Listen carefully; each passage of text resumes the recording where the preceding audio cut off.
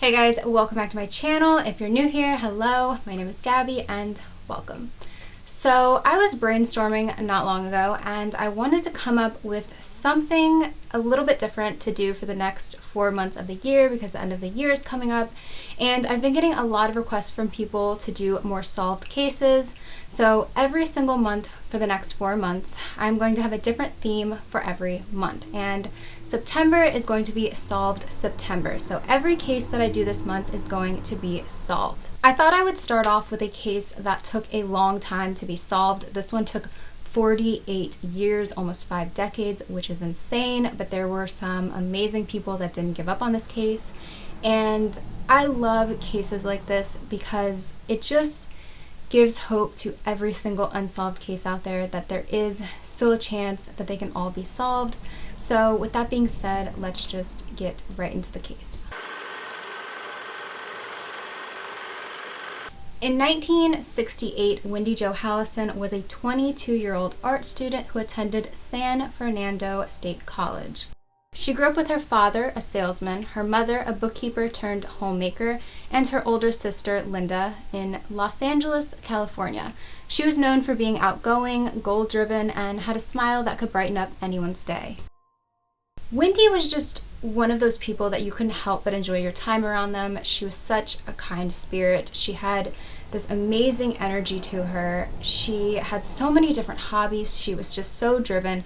She loved playing piano and painting. She had a little poodle named Pierre, and she had a boyfriend who she had a very healthy, stable, happy relationship with.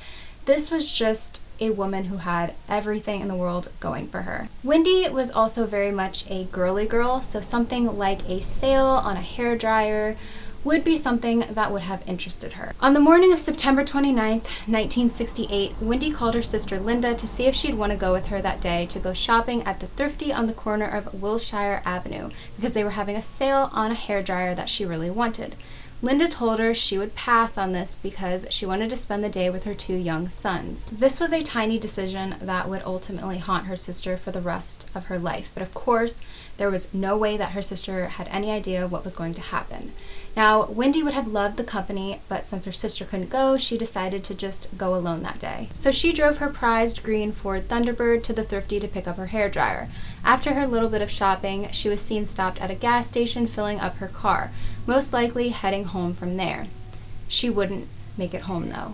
When hours went by and Wendy still wasn't home, her parents knew right off the bat something was extremely wrong because Wendy was not the type of person who would just leave people worrying. If she was out somewhere and something was taking longer than expected, or she had other plans and she was going to go somewhere else and be home a little bit later, she would definitely find a phone and call home to let everybody know that she was okay and when she would be back. Her parents talked a little bit about it and they decided to phone the police. Her mother got on the phone, called the police, and told them what had happened and that she wanted to file a missing persons report. Police told her that it was far too soon to file one and that they should just wait and that their daughter would probably show up eventually. Wendy's family was not the kind of family who were just going to go to sleep, see if she showed up in the morning. They started searching pretty much immediately. They had a great person on their side to help them, and that was Wendy's sister's husband, Gil Court. He was a private investigator who rallied his friends together to help in the search for his sister-in-law, even hiring a helicopter to scour the area from above. Because they began their search so early on, they figured that they were definitely going to find Wendy. And when I say Wendy, I mean her alive. They didn't find anything the first night, so they decided to get a good night's rest and start up the next morning on Monday. They started up their search, and her boyfriend obviously helped in the search because that was his girlfriend. He loved her, and he was actually the person who found her body. Less than an hour into the search that Monday morning, he spotted her Thunderbird parked on Fairfax Avenue from up in a helicopter. He looked around in the inside and saw her keys on the floor of the back seat. He decided to pop the trunk to see if he could find anything else. He looked in the trunk, and that is where he found her body. She had been sexually assaulted and she had been strangled to death. That was her cause of death, strangulation. The detectives handling her case later said that her nails were very damaged, so she definitely put up a fight. They knew her cause of death was strangulation because obviously the marks around her neck, and because the rope used was still at the scene. When it came to motive, they immediately ruled out robbery because she still had on her watch and other jewelry. As for a hairdryer, though, the thing that she went out that day for, there wasn't one in the car. When Linda got the news of her sister's murder, she was sitting on her parents' front porch. She was just sitting there for a few hours, waiting to see if anybody came back and see what the news was, if they found anything at all. She was sitting there and her husband came up and said, "We found her." So Linda perked up, got a little excited, and then he said, "She's gone." And her heart just dropped. Linda said that in the entire time that she was married to Gil, that was the first time she ever saw him cry. And then she, of course, cried herself. Police had 4 main suspects right off the bat: her boyfriend, an ex-boyfriend, her brother-in-law, and a male friend. They looked at her boyfriend, brother-in-law, and close male friend because they were close to her in life, and looked at the ex-boyfriend because maybe he had ill will towards her. Her boyfriend was really the main person that police suspected had taken her life for a few reasons. One of those was he was the person who spotted her car from up in the helicopter. Even the pilot of the helicopter said that he had no idea how he managed to spot her car from so far up. It was like finding a needle in a haystack. It was almost like he knew exactly where her car was, and then he went on to fail a lie detector test, which of course doesn't automatically prove he's guilty, but it didn't make him look any better. Gil took a lie detector test right away to try to clear his name, and he passed with flying colors. He couldn't be too hurt that they considered him a suspect because as a private investigator, he knew that this was only procedure. They were just trying to do their job. The male friend was ruled out pretty quickly by police, so they started really looking at her boyfriend and her ex-boyfriend. A big reason for this is because strangulation is a very personal way of taking someone's life.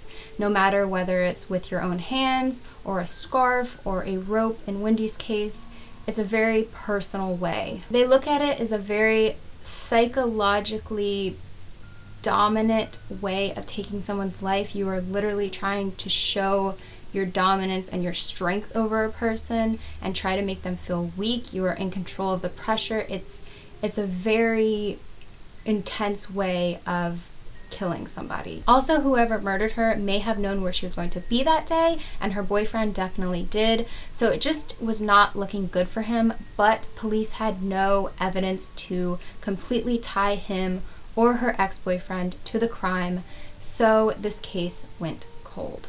Days turned to weeks, weeks turned to months, months to years, and before anyone knew it, decades had passed with no resolution. But like in many cases, there's always some people that come across the case who still hold hope that it can be solved, and that's what happened with this case. But the only real tip that police had to go off of is that she was supposedly seen at the drugstore and the gas station in the presence of a Caucasian male. That's all they really had. 3 decades after Wendy's murder, in 1998, a detective, Frank Bolin, asked LAPD criminalist Harry Clan Jr. to revisit the evidence, and this would actually give them a new lead. In 1998, DNA analysis was still a newer thing, still in its infancy. At this time, the LAPD had only been using DNA testing for about 4 years as a forensic technique. They had Wendy's clothing from the day that she was murdered still in storage, so they decided to take it out of storage and test it and see if anyone else's DNA was on her clothing. Since she was sexually assaulted, they were mostly looking for semen, and they did find semen on her underwear and her capri pants. Even in 1998, 30 years later, her boyfriend, ex-boyfriend, brother-in-law, and her friend were the main people that were looked at as possible suspects. So all this time later, DNA was gathered from all of them, compared to the DNA that they collected from her clothing, and all 4 men were finally ruled out as suspects. 30 years before, they did pretty much rule out Gil and her male friend, but they still kind of looked at them as possible suspects because there was still a connection there. But her boyfriend and her ex-boyfriend were finally written off the list. They were not suspects anymore, and they were cleared, which is completely insane to think about, because this means that especially her boyfriend never did it, that he cared for her, he never did this to her, and he's the one who found her body. And after finding her body, if you can only imagine, which don't even try to imagine that, finding somebody you love in that state and then through your grieving process, being looked at as a suspect. Of course, he understood that police were only doing their job, but that's just something that is very hard to even comprehend going through. The DNA that they collected was very weak because of how old it was, so they weren't able to compare it at the time to DNA in their nationwide database. Years had to pass before technology was advanced enough for them to be able to compare it in that way. The case again stalled. Now we have to take a little bit of a look at Wendy's family and what they went through, and they were obviously completely destroyed by what happened to her. They couldn't mentally handle not knowing what happened. They kept her room the same way for years because it was just too hard to finally change it. Her father would regularly stop by the police station and ask about the case to see if there were any new updates. He even offered a reward. But unfortunately, both her parents passed away before her case was finally solved. Her sister feared that she would pass as well before it was. Their father once said to Linda, "If something happens to me, I want you to promise, don't forget your sister, and do what you think you can do to find out who did this." By the year 2016, there were 3 main people still holding hope for this case, and one of those was still Harry Clan Jr., also cold case detective Richard Bankson, and former head deputy district attorney Peter Berman. They would go on to crack the oldest cold case all 3 of them ever cracked. Richard Bankson would look at Wendy's file quite regularly, trying to find something else that would lead them to her killer. In the summer of 2016, they asked Clan to run her DNA through their database, and hopefully with the advancements in technology, they would find a match. After getting the results back, Clan texted a 4-word question: "Are you sitting down?" They found a match. The DNA belonged to a criminal named Edwin Dean Richardson. This man's criminal record began all the way back in childhood, starting with small crimes that soon escalated into burglary and robbery, then into more gruesome acts. He traveled throughout the country, a drifter going from state to state, committing one crime after another. In 1960, he was convicted of attempted robbery and kidnapping in San Diego, spending 8 years in prison. He was let out on parole in April of 1968, only 5 months before Wendy was murdered. He went on to kidnap 2 young girls and then murdered a 21-year-old woman named Joanna Bugner, which landed him in an Ohio prison in 1981. Have you ever watched an interview with somebody who had taken somebody's life, and you can tell that even though they are a sick individual who needs to spend the rest of their life in prison, you can tell there's just a little tiny smidge of human still left in them. Maybe they try to help police in some way, tell them where the body's located, apologize to the family, something that shows that they have a little bit of sympathy. This was not the case with this man. This was a sick man. The police officer who finally tracked him down after he murdered the young woman said that when he finally got him, he was basically bragging about what he had done. Then, after sitting in prison for years, he was linked to the rape and murder of 23-year-old Marla Jean Hires from 1972. This was 2006 at the time, and he was 70, suffering from emphysema, being sentenced to life in prison, so everyone knew he was going to die in prison eventually. Tom McCourt, who worked Joanna's case, said, "He was a little sniveling coward. The only people that I could think of that I had to deal with that were of a more sickening nature were pedophiles. To me, he fit right in the same category, preying on the weak and defenseless." By the time this disgusting excuse of a human being was finally connected to Wendy's murder, it was 2016, and he had been dead 4 years. Although detectives were completely overjoyed that they finally solved Wendy's case and linked this man to her murder, it was bittersweet because they just wish that while he was still alive, they were able to tell him that he didn't get away with this one. Detectives started looking at all 3 women that he murdered, Joanna, Marla, and now Wendy, and there were a ton of similarities between them. They were all young, around the same age, they were brunette, they were alone at the time that they were murdered, and their car was abandoned. Detectives do classify him as a serial killer because this was an evil man, and they figure that there is just no way that he stopped at 3 victims. There could be another victim out there, there could be 5 victims out there, there could be 50 to 100 victims out there, and it would have been easy for him to kill these young women because he did travel so much. He would have been able to kill them and then just skip town. For example, 22-year-old Margie Shawait, whose beaten and strangled body was found in Burbank while her car was located in Los Angeles in 1969, coincidentally in the same parking lot of the thrifty store where Wendy shopped the day her life was taken. A young brunette girl standing at 411 who detectives think may have also fallen victim to Edwin Dean Richardson. The only problem is that all evidence and DNA from her case was lost years ago, so even in today's time, there's no way to link him to her murder. As for Wendy's case, it was finally time to notify Linda. Richard Bankson got on the phone and called her right away. At first, Linda didn't answer the phone because she thought it was a telemarketer, which is completely understandable, so he left a message. She listened to the message and she couldn't believe what she was hearing. Finally getting to hear the words, "We found who killed your sister," after 48 years. The detective sat down to talk with Linda in July of 2017 and at the end handed her over 2 boxes of Wendy's items found from her car.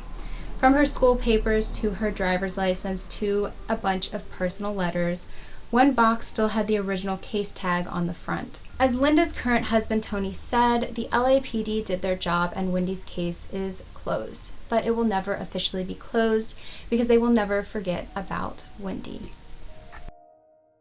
I sometimes get the question, do you ever cry when you research cases? And yes, I do quite often. I'm a very emotional person. If you turn on a commercial with sad background music, I probably will cry.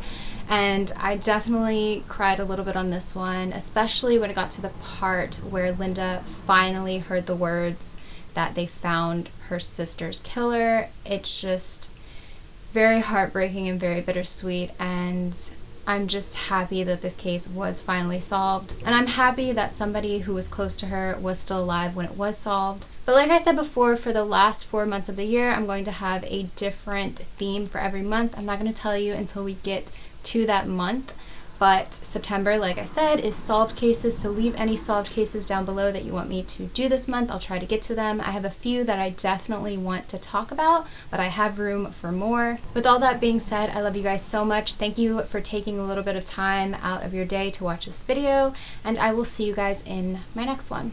Bye guys. Also, I want to say that on Patreon, I did upload a video, if you're interested, all about how I do my case videos. So if you want to go check that out, definitely go check that out. You can become a patron for only $1 a month, and I have a bunch of exclusive content on there. And of course, thinking about Patreon, I have to give a huge shout out to my patrons. I love you guys dearly. Thank you for all the support.